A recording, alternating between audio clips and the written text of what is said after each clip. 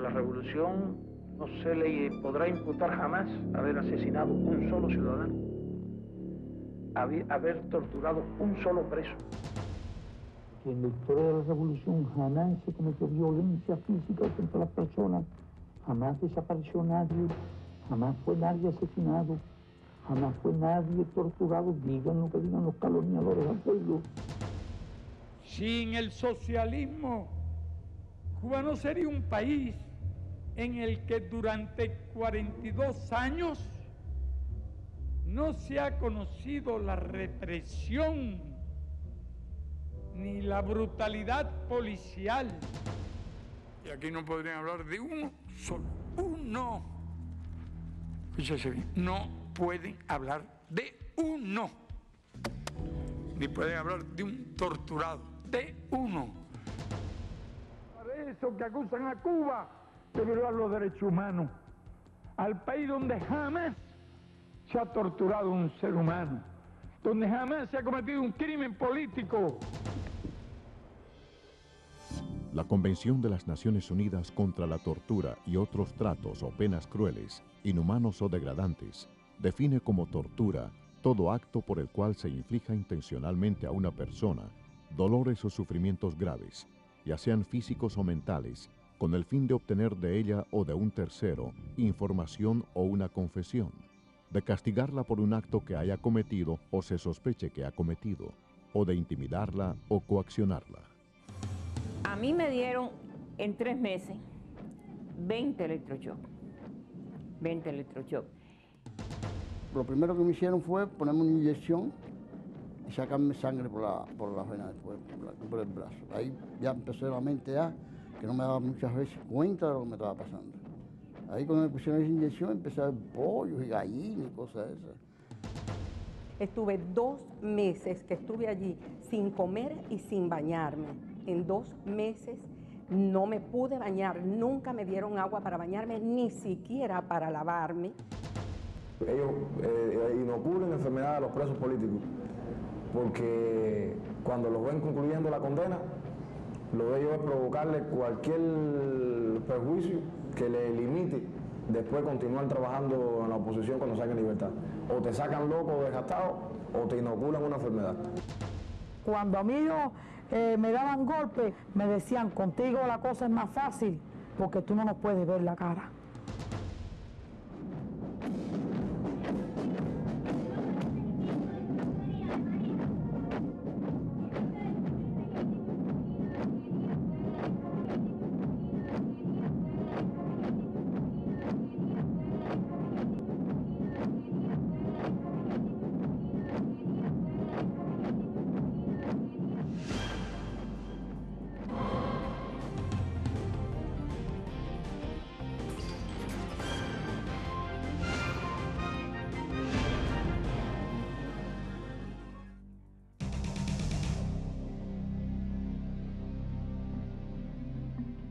El régimen castrista, desde su llegada al poder en enero de 1959, instauró el terror como un método para perpetuarse en el poder.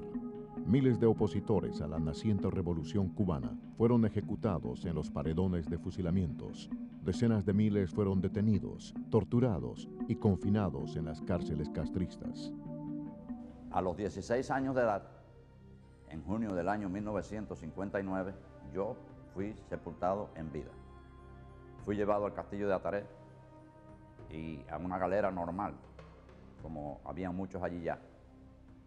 4 días después fui sacado de allí con 2 compañeros más, a los cuales no vi en 7 días, a partir del momento en que nos sacaron y nos metieron en gavetas. Este es un orificio o una cavidad que tiene un fondo, o sea, una profundidad de largo. Yo calculo que entre 6,5 o 7 pies de profundidad, con una amplitud de, calculo yo, 2 a 4 pulgadas de márgenes después de mi cuerpo acostado, y una altura del doble, casi el doble de mi cuerpo, también acostado boca arriba. Imagínese usted una persona dentro de un féretro, con los pies estirados y los brazos estirados hacia los lados del cuerpo. En ocasiones se le cansaba, podía levantarlo y ponérselo encima del cuerpo, o sea, en la barriga, en las piernas, no más que eso. La cabeza no podía levantarla. Si levantaba la cabeza, tenía entonces el techo arriba, o sea, le daba el techo contra la cabeza. Para entrar allí había que entrar de espaldas. Ellos mandaban a uno que se metiera de espaldas y boca arriba. Y el piso, o sea, la superficie donde uno estaba acostado, tenía un desnivel, iba de menor a mayor. O sea, a medida que uno iba entrando, el cuerpo de uno se iba levantando un poco de la cintura hacia la cabeza.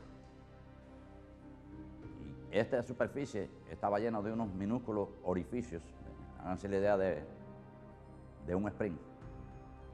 Una vez allí, la puerta era una reja que cerraban por la parte de afuera con candado, por supuesto.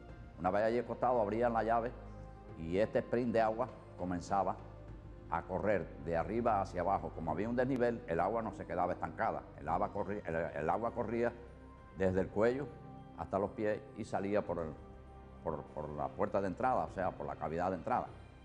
En esos 7 días no recibí alimento de ningún tipo, no tomé agua, la sentía, pero no la veía.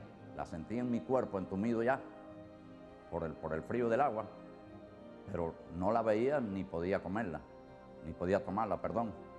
Y en ocasiones traté de meter mi mano por debajo del cuerpo para ver si podía coger, pero ¿qué pasa? Que era un orificio muy pequeño, el agua me estaba dando contra la espalda y no había manera que yo pudiera sacar con el puño de mi mano un poco de agua para beber.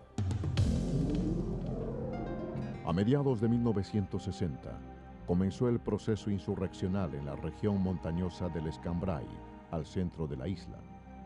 Rápidamente el régimen desplegó una tenaz ofensiva en la que participaron más de 60.000 efectivos.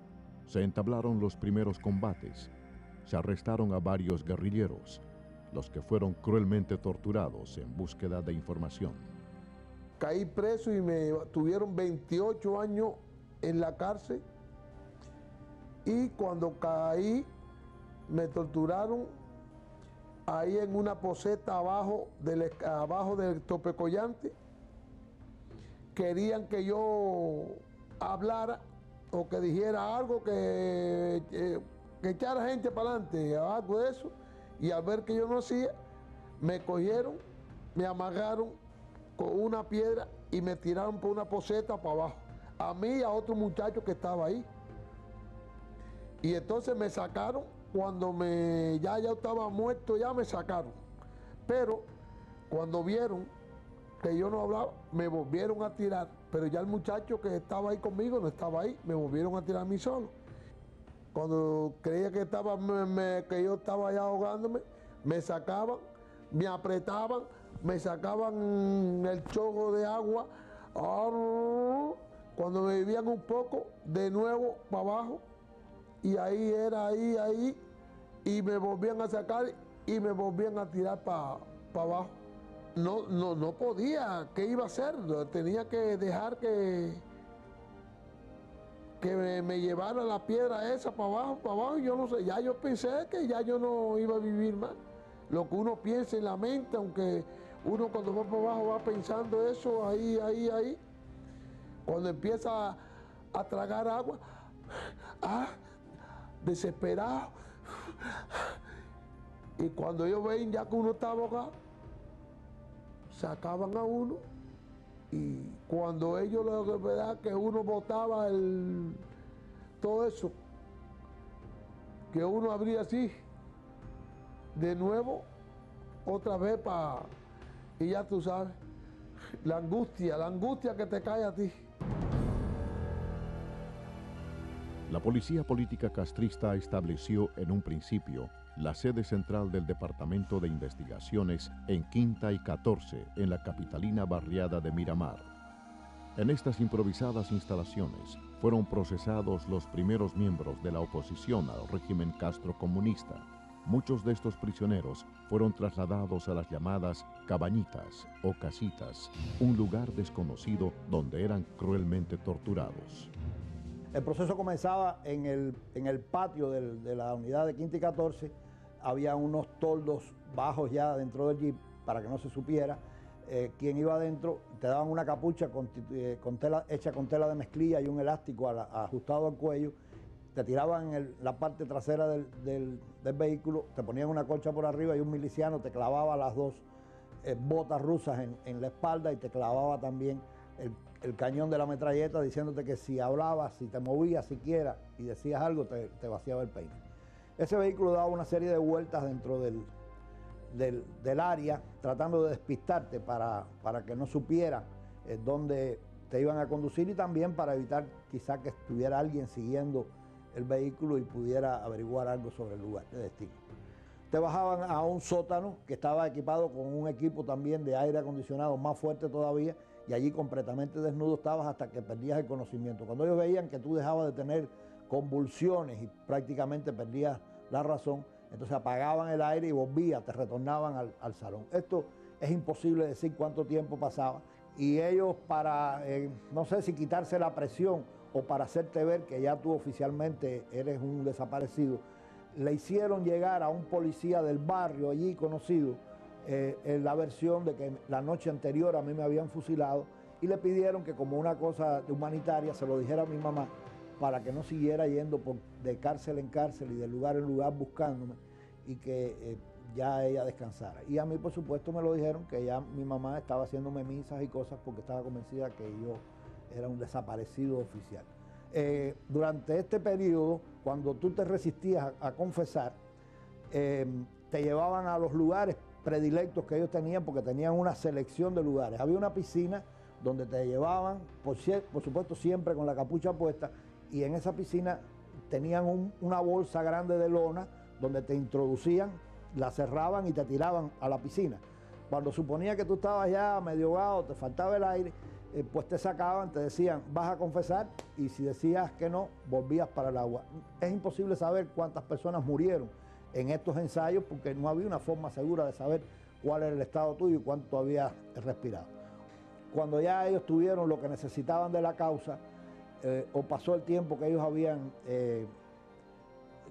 considerado suficiente para esto, pues entonces te llevaban para el G2, y de ahí a unas galeras especiales que había en la cabaña, que habían estado soterradas bajo el suelo, y las habían limpiado para meter a los sobrevivientes, aunque fuera temporales, porque muchos de los que salieron vivos de allí, después en el juicio los condenaron a muerte.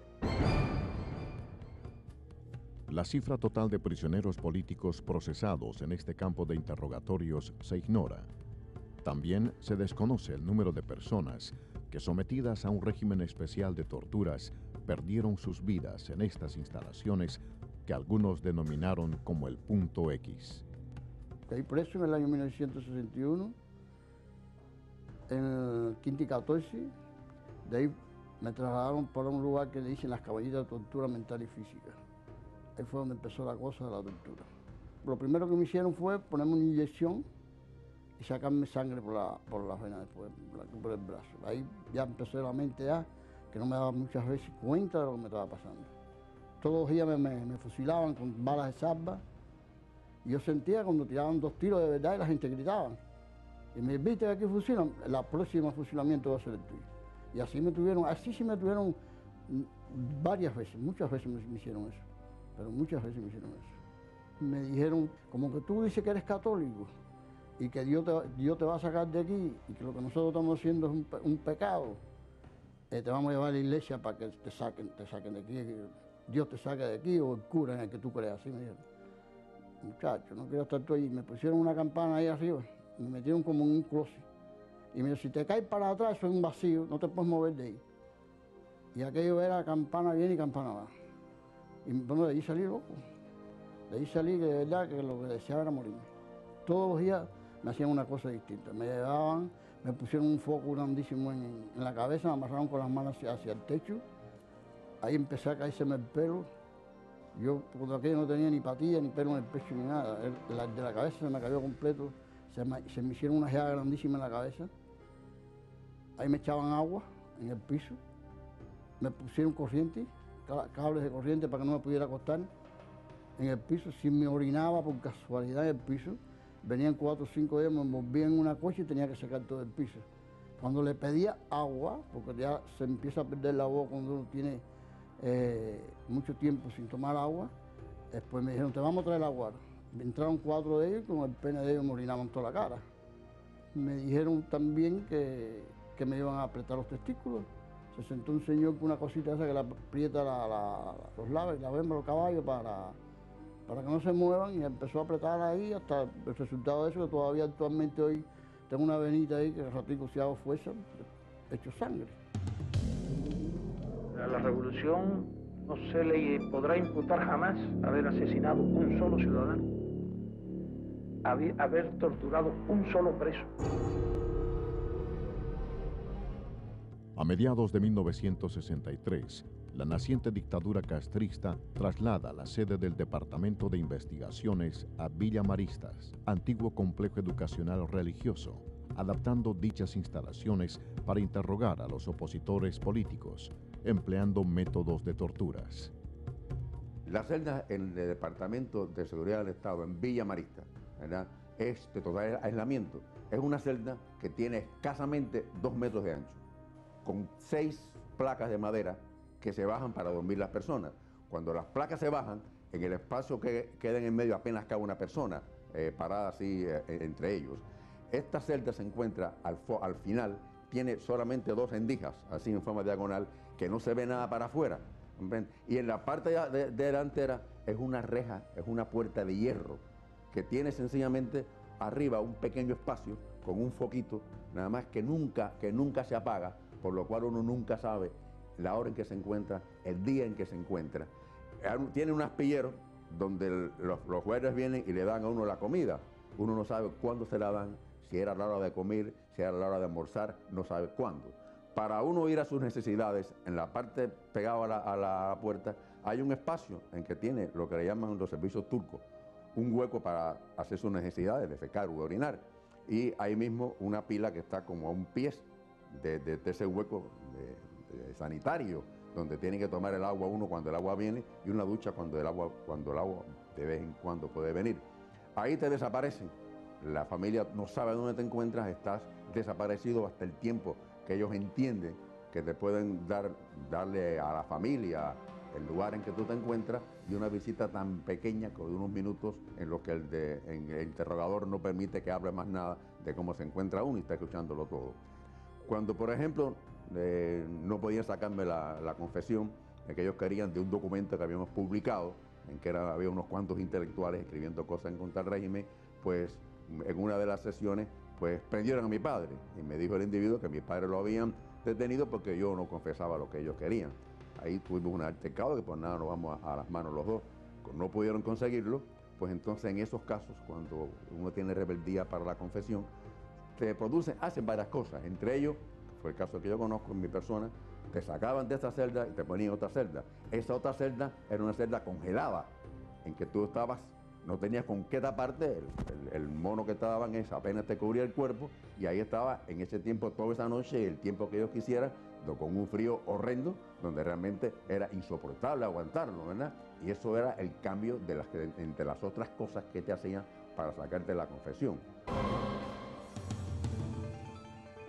Cientos de opositores cubanos fueron y son actualmente interrogados y torturados en las instalaciones de Villa Maristas y en otras similares diseminadas por toda la isla. El día 10 de diciembre de 1962 fui interceptada en una calle de La Habana por 4 personas que se identificaron conmigo como de seguridad del Estado. Me levantaron casi en vilo, me metieron a empujones en un carro y me llevaron hacia Villa Maristas. Los interrogatorios eran en una habitación muy pequeña, se metían allí 4 hombres y yo sentada contra la pared, y aquellos hombres todos así con sus piernas hacia afuera, porque parece que ellos querían conquistar como mujer, y se insinuaban. Cuando vieron que mi posición era radical con ellos, pues me empezaron a decir que si yo no hablaba, decía lo que quería, pues ellos me iban a decir el sentimiento de ellos. Me dijeron que las mujeres como yo, a esa edad, que hacían contrarrevolución eran porque eran putas, así con 4 palabras, por lo que me metieron en una celda tapiada totalmente, y lo que había allí por baño era un solo hueco allí en el piso.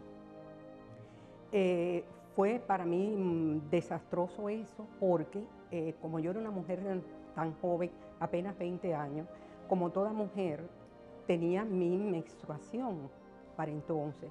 Pedí que me llevaran a un baño, no me abrieron nunca la puerta, nunca pude cambiarme, sino simplemente aquello fue muy desagradable para mí en esas condiciones de mujer, sentada, agachada en aquel hueco por donde salían ratas y donde salían cucarachas. Eran días de frío y no me trajeron nada con qué taparme. El frío era terrible y solamente tenía para taparme la misma saya que yo tenía, me la ponía así, doblaba las piernas. Así estuve 2 meses que estuve allí sin comer y sin bañarme.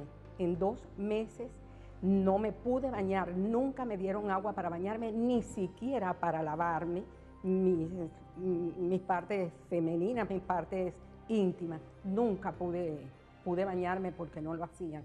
No me daban comida porque vuelvo y repito, cuando me la daban me sacaban a un interrogatorio y no comí en todo ese tiempo. Me puse a cantar, que a mí me gusta cantar mucho, y me puse a cantar para yo no volverme loca, porque yo sabía que aquello era muy fuerte. Y empecé a cantar, la cama litera parece que estaba muy pegada al techo y los movimientos míos eran dar al techo y siempre sentía más satisfacción cuando yo saltaba y me daba en la cabeza. Entonces llegó un momento en que yo misma me dominé y yo dije, me estoy volviendo loca, esto no puede ser.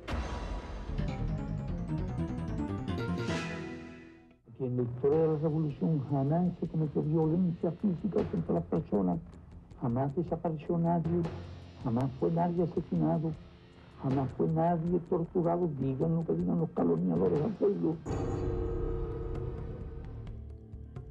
El régimen, durante las casi 5 décadas en el poder, ha empleado diferentes fármacos como instrumentos de torturas. Decenas de prisioneros políticos han sufrido los efectos de medicamentos usados con fines de producir procesos hipnóticos y de esa forma obtener informaciones. Me trasladaron directamente a Villa Marista. Desde que llegué a Villa Marista, pues me dieron un papel para que lo llenara y me pusieron en un lugar muy frío, muy frío. No pude escribir nada por el frío que había. En cada 5 minutos me sacaron 2 o 3 veces. La segunda vez ya me comunicaron por 18 días. En esos 18 días estaba en una celda que yo no sabía si era de noche o de día. Uno de estos momentos, no sé, por la noche, por el día, ellos vinieron y me pusieron pentotal sódico. Yo tenía conocimiento ya más o menos lo que hacía el pentotal sódico. Cuando me pusieron eso, parece que me afectó la vía respiratoria porque eso deprime el sistema nervioso central, deprime también la respiración y me cerró un poco la glotis. Como yo estaba en una tapiada, yo empecé a darle golpe a la ventanita pequeña esa que estaba porque me ahogaba, me faltaba el aire.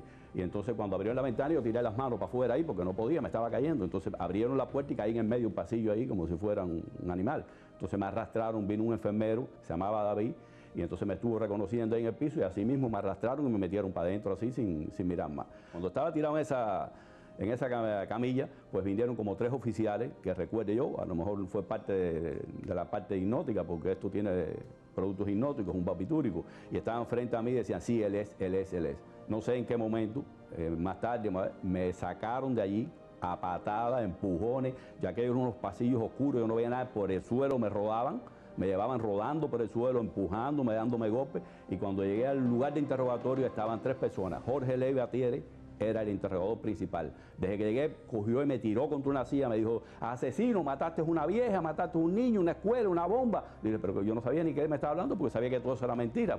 Pero así todo, yo estaba confuso porque la mente mía no me daba. Y entonces me empezaron a golpe, me tiraron contra el piso, en el piso me patearon y así se cansaron de maltratarme ahí en el piso. Entonces yo me quedé en el piso porque ya me quedaba, yo oía, yo estaba algo consciente de lo que estaban hablando. Pero entonces llamaron al enfermero, parece que yo tenía la presión baja o algo de eso, me reconoció y dijo, déjenlo ya. El Presidio Modelo o Reclusorio Nacional para Hombres de la Isla de Pinos fue el penal escogido por el régimen castrista para confinar desde el propio año 1959 a los prisioneros políticos cubanos. Más de 5.000 hombres fueron encarcelados en las 4 circulares y los edificios que conformaban el penal. Tal vez 2 meses después de la invasión de Bahía de Cochinos fue que se dinamitó la isla, se pusieron las 24.000 libras de trinito tolueno en las 4 circulares, las cuales tenían en aquel momento, más los pabellones y otras áreas, alrededor de 5 o 6 mil prisioneros políticos. Con esto se perseguía, pues, el de que si había algún otro intento, como el de Bahía de Cochinos, eliminar en forma colectiva a una oposición es, si no un genocidio, el intento de aplastar en una forma brutal, desde el punto de vista psicológico, a un grupo de hombres que solamente estaban allí por defender el derecho de pensar, de opinar y de creer. El director de presidio en ese entonces, Tarrao de apellido, visitó todas las circulares. En la circular 4, parado en la planta baja, pues gritó como si fuera dueño de todo aquello, que el hijo de puta que creyera que iba a salir con vida estaba totalmente equivocado. Después de hacer varias consultas con gente entendida en materia de explosivos, llegaron a la conclusión de que si las 24.000 libras de trinito tolueno que estaban en los 4 edificios detonaban, más el material bélico que por simpatía lo haría, la isla se convertiría en un cráter y la onda expansiva afectaría a La Habana. Esto, pues, produjo un sinnúmero de desajustes psíquicos, intentos de suicidio, el dormir, el comer, y aún hoy en día queda secuela en nuestras mentes, en nuestros recuerdos no se borra el haber estado durmiendo tanto tiempo sobre un colchón de explosivos en las manos de un maniático como lo es el dictador de Cuba, Fidel Castro. En junio de 1964, el régimen castrista instauró el Plan de Trabajo Forzado Camilo Cienfuegos. Más de 5.000 prisioneros políticos confinados en el Reclusorio Nacional de Isla de Pinos fueron obligados a laborar en condiciones infrahumanas durante 14 horas diarias, 6 días a la semana. Cuando nos mandaron a trabajar, no quisimos trabajar en ese momento. Mandaron a buscar a presidio 3 refuerzos militares para obligarnos y regresaron 3 camiones atestados de guardias bien armados con bayonetas caladas. Todos ellos ya venían planeados, se hicieron una fila por ambos lados, que nosotros le decimos a esa fila, cuando un guardia se mira al otro, el túnel del amor. Cada 48 pulgadas, 4 pies, un guardia, frente a frente. Por ahí mismo nos dijeron que nos condujéramos, empezaron las patadas, los culatazos, y saltamos la cerca y rápidamente nos sumergíamos en un agua espesa y negra. Ya nos empezamos a dar cuenta que estábamos en la famosa Mojonera, la laguna de saneamiento o de aguas albañales, que es lo que se hacía antes para cuando había un gran conglomerado y no había alcantarillado ni otras cosas donde botar toda esa serie de aguas usaba. Y esa laguna se había hecho cuando se construyó el presidio en el 1928. Tenía, cuando nosotros llegamos allí, 30 y pico de años de uso, de concentración de excrementos, de aguas negras y de bacterias añejas en su contenido. Bueno, en esas condiciones de bayonetazos, de ofensas, las ofensas eran las más grandes que se nos podían decir. El pelo de nosotros parecía un pelo conchambroso, como si fuera una pasa de más o menos 7 meses sin lavarnos la cabeza. La cara de nosotros negra, negra, negra, a veces con las partículas negras pegadas al rostro nuestro, en los labios nuestros, y así tuvimos, casi eran las 7 menos cuarto de la noche, considero yo, porque ya el sol se estaba escondiendo en la rajita del horizonte cuando nos sacaron. A la circular llegamos de noche ya llegamos a la circular. Y me recuerdo que cuando nosotros llegamos se corrían, que dónde estábamos nosotros. Nada más que entramos, corrieron todo el mundo, pero no sabían cuál había sido el destino. Y del lado mío había uno, que eso sí me recuerdo, y me emociona, que fue a socorrer al amigo y el amigo le dijo, no me toques, échate para atrás, échate para atrás, que vuelo a fosa, abajo de fosa. Y lo cogió por el brazo y dijo, mi amigo, usted huele a dignidad, deme un abrazo. Y se lo llevó.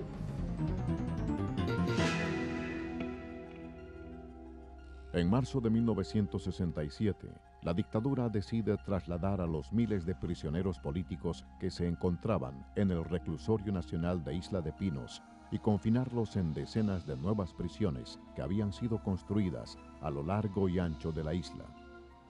El régimen castrista siempre le ha negado la condición de prisionero político a los reos de conciencia cubanos. Fuimos trasladados de Isla de Pinos a las distintas provincias y a mí me tocó ir hacia Huica, próximo a mi pueblo, prisión que íbamos a estrenar. Nunca nadie había estado en ella. Al llegar fuimos obligados a quitarnos los uniformes amarillos para poner los uniformes azules de los presos comunes. Un grupo de nosotros se negó a aceptar ese tipo de medidas y entró en función un grupo de yocas del Ministerio del Interior para poner en práctica para lo que habían sido entrenados. Nos agarraron, nos maniataron pie y mano a la espalda, como se amarra a los cerdos para inmovilizarlos, y nos tiraron a los baños. De ahí, 3 horas después, nos llevaron a las celdas de castigo. Fundamentalmente a las 19 y la 20, que eran cajones de concreto de 6 pies de ancho por 5 pies de largo por 5 o 8 de altos. O sea, yo no cabía de pie allí. Fuimos hacinados 12 por celda. Ya comprenderán que siendo hermética con una plancha en la puerta, pues respirar era prácticamente imposible. Allí permanecimos por 3 días, al cabo de los cuales quedé solo en la celda 20. En esa celda 20 permanecí durante los próximos 6 meses, o sea, medio año, trancado, solo, totalmente desnudo, sin medias, sin calzoncillos, sin nada. Los 2 y medio meses primero no me permitieron bañarme, no tenía dónde tampoco. Y tenía que tomar agua del tubo que descargaba directamente sobre el baño turco, que es un hueco que hay en el suelo. Venían una vez al mes y me rapaban la cabeza. Sin embargo, no me cortaban ni la patilla ni el bigote, para que tuviera que tener patilla y bigote como si fuera un rebelde, entre comillas, comunista.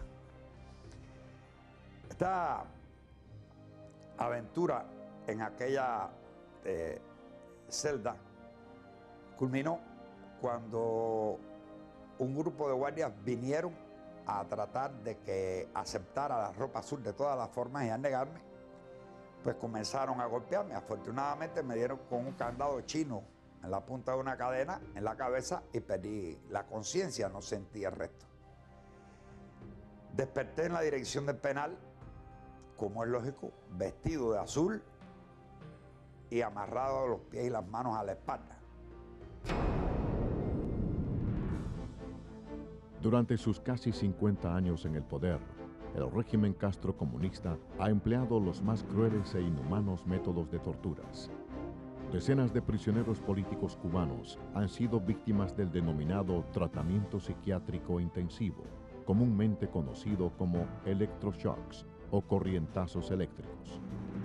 Las salas Carbó Serviá, Córdoba y Castellanos del Hospital Psiquiátrico de La Habana, conocido como Mazorra, fueron testigos de estas criminales prácticas. A mí me dieron en 3 meses 20 electroshocks. 20 electroshocks. Yo te digo que los electroshocks me hicieron mucho daño, porque dicen las muchachitas, yo te digo muchachitas, eran las compañeras presas de las cámaras mayormente, que yo caí allí en el pabellón, no conocía a nadie, no sabía quién era, y me pasaba el día con una muñeca de trapo en las manos. Lo más que yo sufrí de los electroshocks era el tiempo. O sea, cuando ellos me llevaban a ver a los hermanos presos, cuando le daban los electroshocks. como a mí. A mí me lo dieron de castigo. A ellos en el salón que yo estaba era castigo para todos. Ellos eran amarrados con cadenas, a veces a tubo, arriba, con las manos cruzadas, los pies y las cadenas. Los mojaban con agua, con orines. Entonces, al aplicarles los electrodos, era mucho más fuerte. Entonces, esa tortura de oír esos gritos, porque se grita, yo tengo que haber gritado también, se grita. Y esas luces, yo creo que a mí me hicieron mucho más daño que los mismos electrochoques me dieron a mí.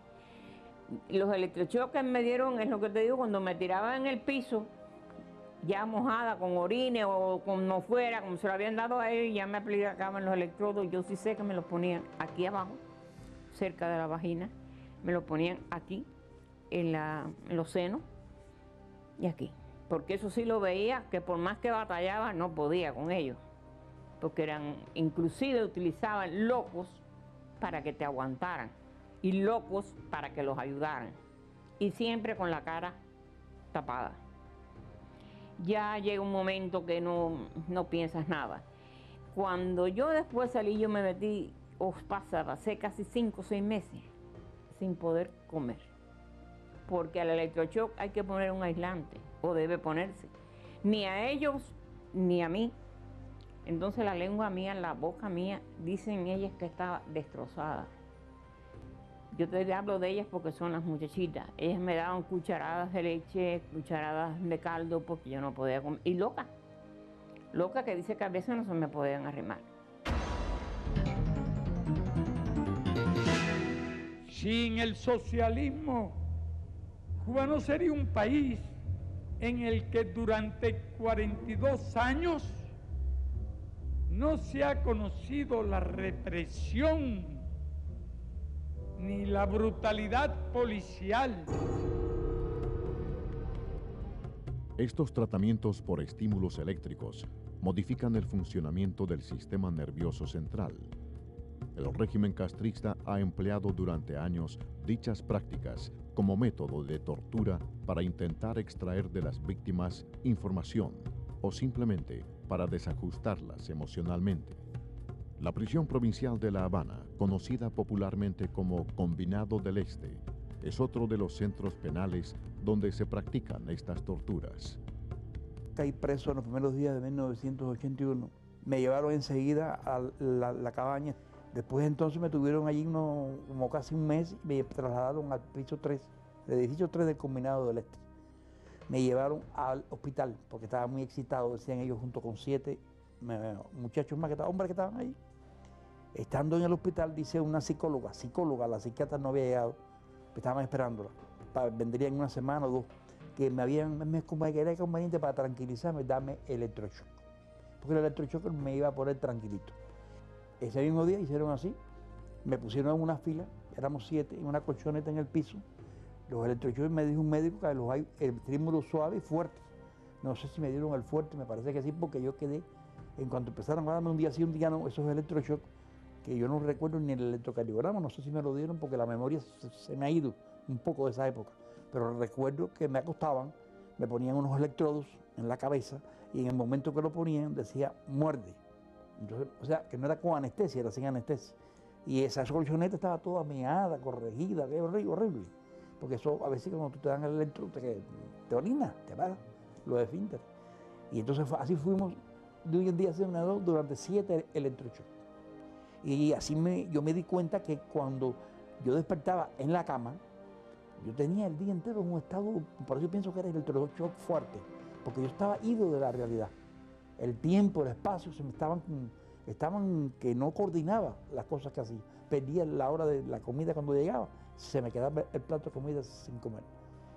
Me he quedado con una cosa que todavía yo tengo, que es que me despierto con un estado de angustia y no tengo reconocimiento de mi identidad. Fue a partir de esos electroshocks que ahí me dieron. O sea, no me conozco, sea los pocos segundos que soy un ser humano y que soy yo. Pero el nombre es el que no me viene, ni el nombre ni el lugar en que estoy, hasta que me doy cuenta que estoy en mi casa. Y que desperté y que voy a iniciar un nuevo día.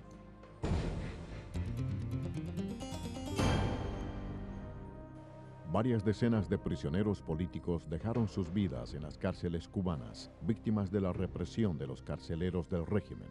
Otros, aunque corrieron mejor suerte, fueron mutilados y guardan en sus cuerpos las imborrables huellas de los tratos crueles e inhumanos recibidos. En el patio de la cabaña, en el año 1975, yendo a almorzar al comedor, nos paran y nos dicen que tenemos que ir en fila, cosa que nosotros nunca hacíamos.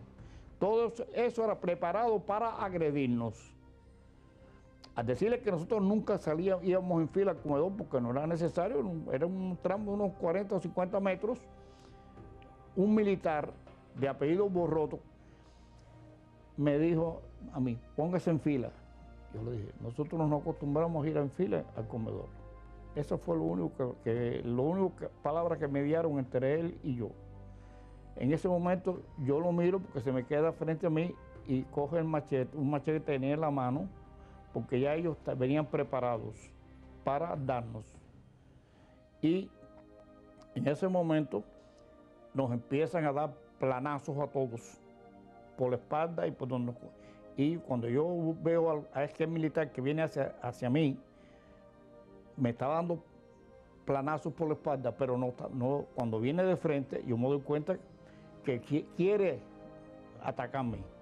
Y cuando yo lo miro, coge el machete, me mete un machetazo, yo me protejo porque me tira el machetazo por el cuello, porque me tira por aquí arriba, le pongo la mano así y me tumbó ese dedo que yo no me di cuenta porque era tan rápido el machetazo que yo no me di cuenta de que había perdido un dedo. Entonces, al ver yo que me tiró un machetazo, me iba a tirar el segundo, me protegí la cabeza y entonces me dio otro machetazo por aquí, por esta mano, que me la ha dejado así. Esa mano yo no puedo cerrar los dedos del machetazo que me dio. Y esta otra, se perdió el dedo y este dedo ha quedado en estas condiciones.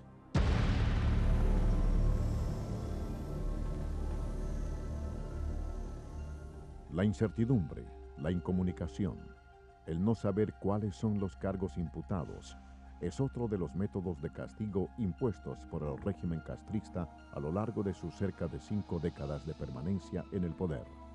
Muchos opositores al régimen han cumplido años de confinamiento político sin haber sido condenados por un tribunal.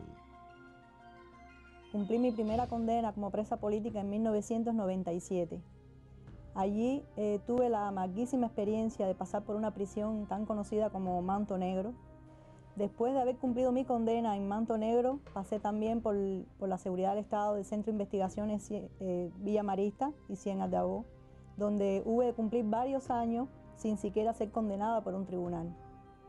Es decir, ellos decían que estaba bajo investigación, pero allí me tenían 6 meses, después me sacaban de Villa Marista y me llevaban para Ciénaga de Agó y 6 meses más, porque era el tiempo límite que tenían para tener una persona presa. En estas celdas de castigo yo conocí el lugar más siniestro del mundo. Era una celda pequeñita, la cama era de concreto, daban solamente una sábana y una colchoneta de trapo a las 11 de la noche y te la quitaban a las 6 de la mañana. No había espacio para caminar, para hacer ningún tipo de ejercicio, solamente un hoyo para hacer las necesidades. No te ponían agua, solamente la que ellos te traían en un vaso. Es decir, que te tenías que bañar cuando ellos querían, si no, no te podías bañar. No tenías agua para nada. Una abstinencia horrible. Y algo que me impactó mucho era la gritería de todas las demás presas. No nos veíamos ninguna, porque eran celdas muy pequeñas y totalmente tapiadas, pero sí se oían cómo gritaban. Gritaban porque le daba claustrofobia estar encerrada, porque no soportaban aquello, empezaban a darse golpes ellas mismas, trataban de partirse un brazo, de hacerse heridas para que las sacaran de aquellos lugares tan siniestros. Como única forma que ya me quedaba a mí en este caso de protestar contra tantas injusticias que estaban cometiendo en contra de mi persona, pues yo encontré una solución que era hacer una huelga de hambre. Definitivamente o me sacaban de la prisión o yo moría, pero yo sabía que yo no podía estar en un lugar como aquel porque no lo merecía, porque nunca había cometido ningún delito. Y así me declaré en huelga de hambre varias veces, arriesgando mi vida y mi salud, que todavía hoy en día hay secuelas, ¿no?, de todas esas huelgas de hambre que se hizo, pero era la única respuesta que uno podía en ese momento expresar. Y aquí no no podrían hablar de uno solo. Uno. Fíjese bien, no pueden hablar de uno. Ni pueden hablar de un torturado, de uno. El empleo de la asistencia médica como método de tortura ha sido otra de las prácticas empleadas por el castrismo para amedrentar a quienes se les enfrentan. Decenas de opositores al régimen sufren las secuelas de esos ensayos, semejantes a los realizados por los nazis en el campo de concentración de Auschwitz. Una vez en Villa Marista, donde me comienzan los dolores de la columna, el instructor que me estaba asistiendo en ese momento, llamado Ariel Roja, capitán, es el que me informa que voy a ser trasladado a la sala de la seguridad del Estado, lo que es la parte del hospital, para que allí me ofrezcan asistencia médica. Una vez llegado a ese lugar, se entrevista conmigo un coronel, doctor, que se identifica como neurólogo, el cual me informa de que se me va a hacer una introducción de una sustancia química en mi columna vertebral que servirá como contraste para poder apreciar a través de ese contraste cuál es la causa de esos dolores por los cuales yo estoy atravesando. Realmente yo siempre dudé y siempre le temí, me aterrorizaba la idea de que de caer en las manos de los médicos, porque era una forma fácil de ser vulnerable, yo me convertía en un blanco fácil, pero estaba en una disyuntiva: o continuaba con esa crisis de dolor o me decidía a recibir la supuesta asistencia médica. Ahí fue mi decisión, en la que yo acepto y me hacen ese tipo de tratamiento, y muy pronto, ya a las 72 horas, yo comencé a sentir los efectos de esa introducción de esa sustancia a través del canal medular. Empecé a sentir dolores incesantes, mucho más agudos de los que tenía anteriormente, y ya no solamente en la zona de la columna, sino que en la zona de la cabeza. Toda esa sustancia se alojó en el canal medular, actualmente aparece. Toda esa sustancia se me alojó en la zona del cráneo. Tengo toda esa sustancia calcificada en mi cráneo. Desde ese entonces pude apreciar categóricamente que esa sustancia o la asistencia que me ofrecieron en ese lugar fue la causante de haberme trastornado del sueño hasta el presente.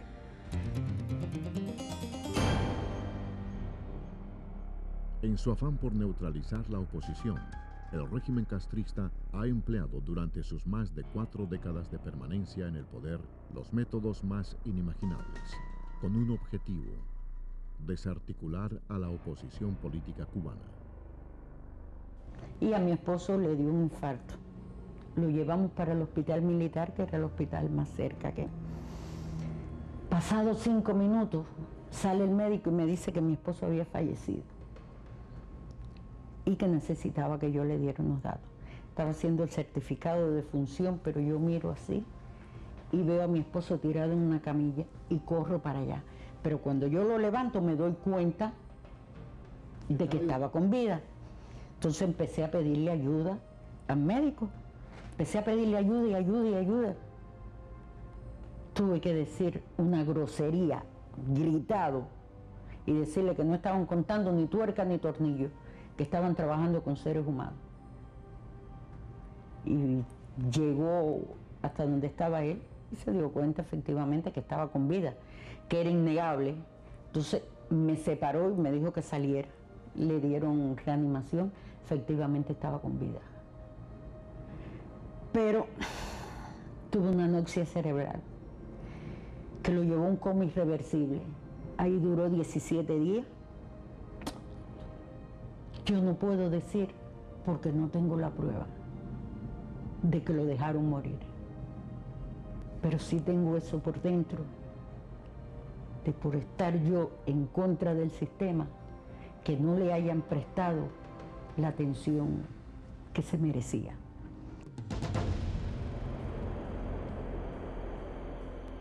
La policía política, sus escuadrones paramilitares, disfrazados bajo el nombre de Brigadas de Respuesta Rápida, han reprimido desde 1959 cualquier acto de respuesta o denuncia popular.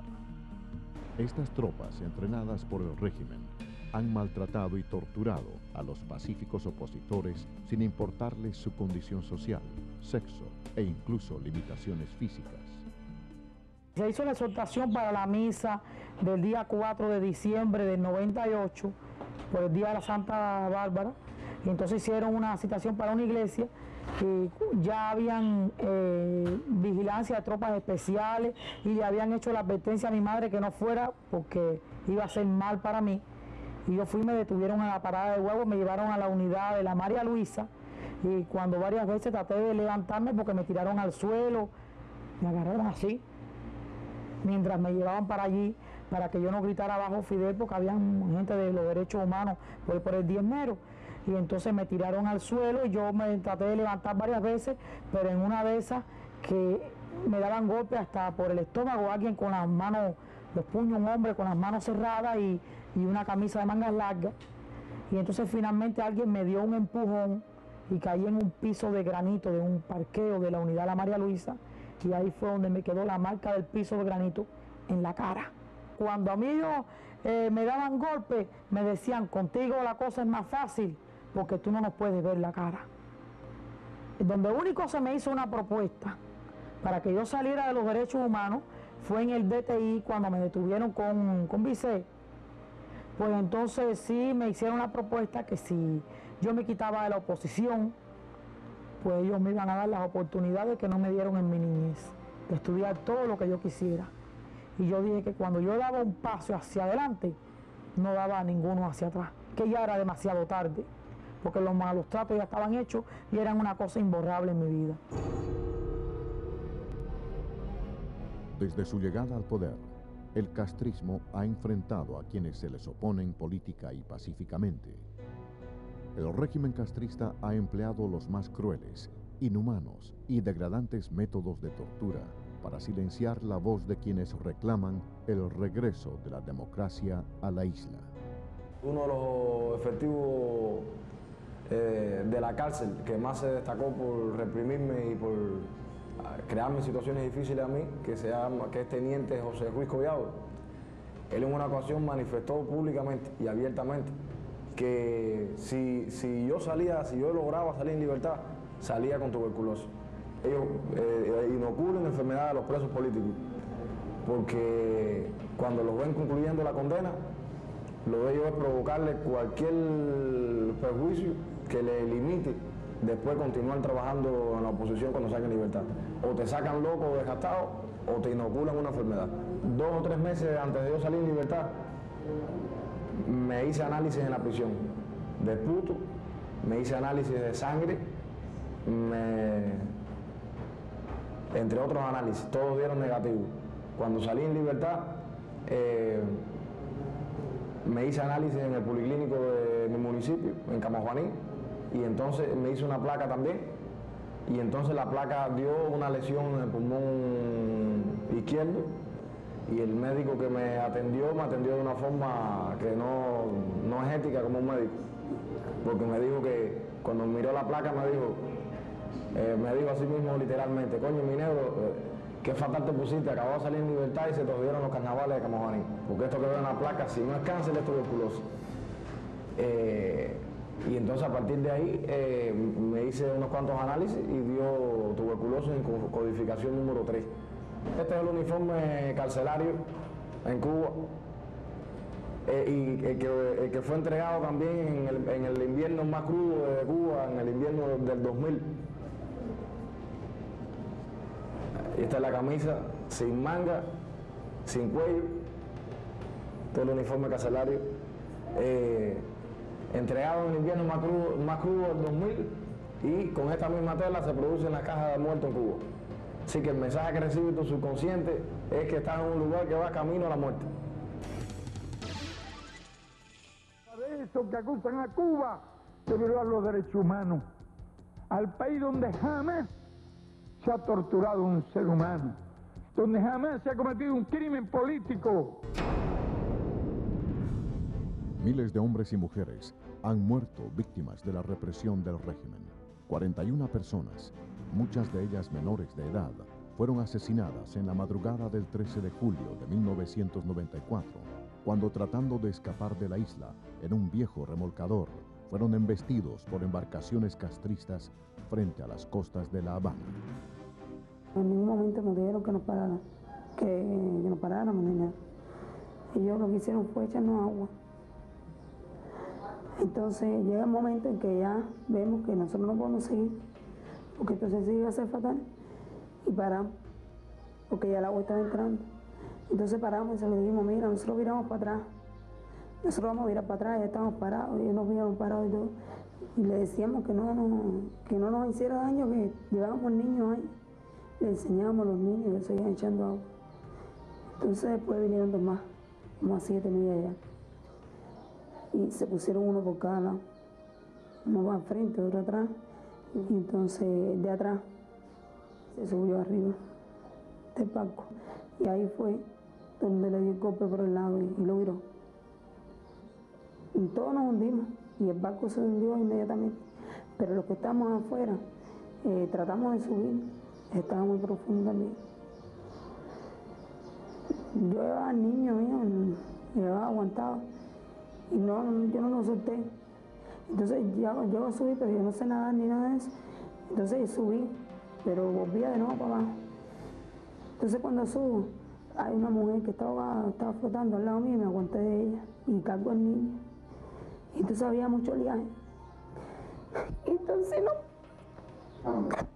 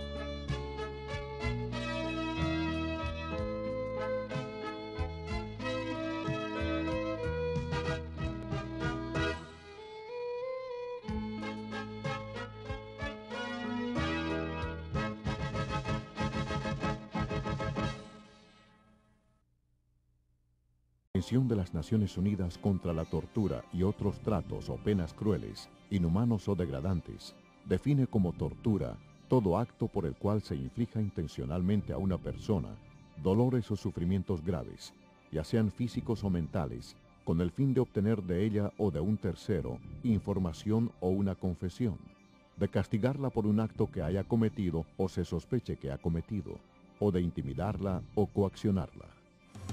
A mí me dieron en 3 meses 20 electroshocks. 20 electroshocks. Lo primero que me hicieron fue ponerme una inyección y sacarme sangre por la vena después, por el brazo. Ahí ya empezó la mente que no me daba muchas veces cuenta de lo que me estaba pasando. Ahí cuando me pusieron esa inyección empecé a ver pollos y gallinas y cosas de esas. Estuve 2 meses que estuve allí sin comer y sin bañarme. En 2 meses No me pude bañar, nunca me dieron agua para bañarme, ni siquiera para lavarme.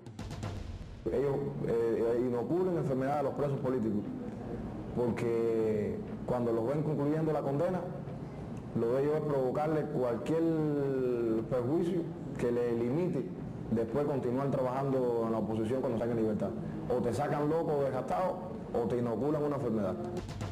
Cuando a mí me daban golpes, me decían, contigo la cosa es más fácil, porque tú no nos puedes ver la cara.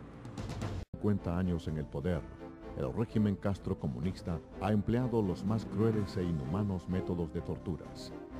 Decenas de prisioneros políticos cubanos han sido víctimas del denominado tratamiento psiquiátrico intensivo, comúnmente conocido como electroshocks o corrientazos eléctricos.